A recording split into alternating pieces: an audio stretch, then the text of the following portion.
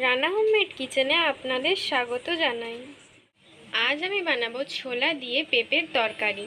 তার জন্য আমি এখানে ছোলা নিয়ে নিয়েছি আর পেঁপেকে এইভাবে কেটে রেখেছি। তাহলে দেখে নিন আমি ছোলা দিয়ে পেঁপের তরকারি কিভাবে রান্না করি। এবারে পাশে আমি গ্যাসটা জ্বালিয়ে একটি বাটির মধ্যে কয়েকটা গোটা জিরে নিয়ে নিয়েছি। ছোটো চামচের 1 চামচ গোটা জিরেটা নিয়েছি। এবার এটা একটু ভেজে নেব। আমি কিন্তু এখানে তেল ছাড়াই ভাজছি, তেল ছাড়াই ভাজতে হবে। ভাজা হয়ে গেছে, এবার এটা আমি গুঁড়িয়ে নেব। এবারে পাশে একটি কড়া বসিয়ে দিচ্ছি।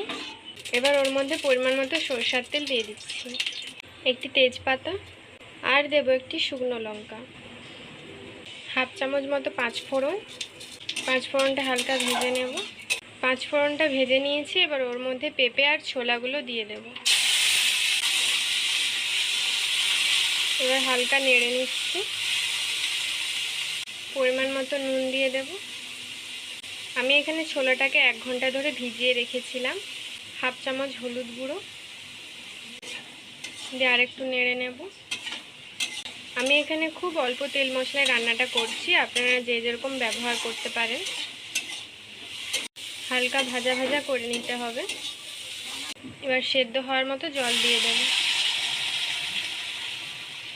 পেঁপে আর ছোলাটা একটু সেদ্ধ হবে, তার জন্য আমি ঢাকা দিয়ে দেব। 10 মিনিট পর আমি ঢাকাটা খুলে নেব। পেঁপেগুলোও সেদ্ধ হয়ে গেছে আর ছোলাটাও সেদ্ধ হয়ে গেছে।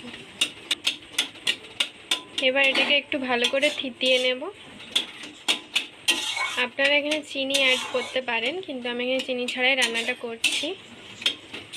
যারা যারা আমার চ্যানেলটিকে আগে থেকে সাবস্ক্রাইব করেছেন তাদেরকে অসংখ্য ধন্যবাদ। আর যারা যারা সাবস্ক্রাইব করেননি তারা জলদি সাবস্ক্রাইব করে দিন, যাতে নতুন নতুন রান্নার ভিডিও আপনারা দেখতে পারেন। এবার নামানোর আগে আমি যে জিরাটা ভেজে রেখেছিলাম, গুঁড়িয়ে নিয়েছি, ওটা ওর মধ্যে দিয়ে দেব। দিয়ে এবার একটু নেড়ে নেব। আমার ছোলা দিয়ে পেঁপের তরকারি তৈরি। এবার আমি নামিয়ে দেব। নামানো হয়ে গেছে। এটি আপনারা রুটি পরোটা যার সঙ্গে হোক খেতে পারেন। আমি এখানে রুটি দিয়ে খাবো। তো ভালো থাকবেন, সুস্থ থাকবেন, টাটা।